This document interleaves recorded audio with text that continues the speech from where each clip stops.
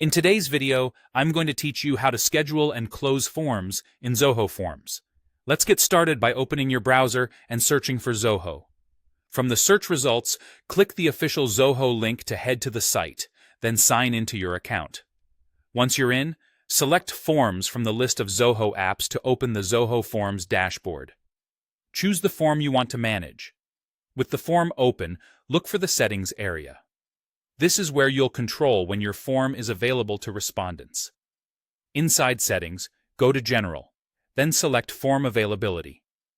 Here's where the scheduling magic happens. Under Restrict Forms Availability, you'll see options to decide when the form can be accessed. Choose Always. If you want the form to stay open indefinitely, select Between Dates. If you want it available only within a specific start and end date. If timing matters down to the hour, pick Between Dates and Time to set both dates and exact times.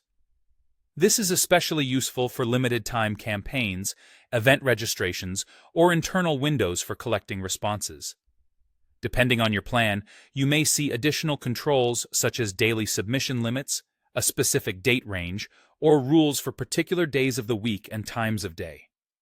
Use these to fine-tune access. For example, keeping the form open only on weekdays during business hours. If your audience spans multiple regions, double-check your account time zone so your schedule behaves as expected.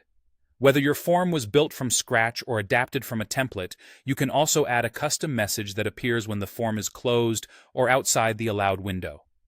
Keep this message clear and helpful. Let people know when the form will reopen or how else they can reach you. When you're happy with the settings and message, click Save to apply them. Next, let's look at closing a form after a certain number of entries. Still in Settings, scroll to the Restrict by Submission section. Turn on Restrict Number of Submissions, then enter the maximum number of responses you'll accept.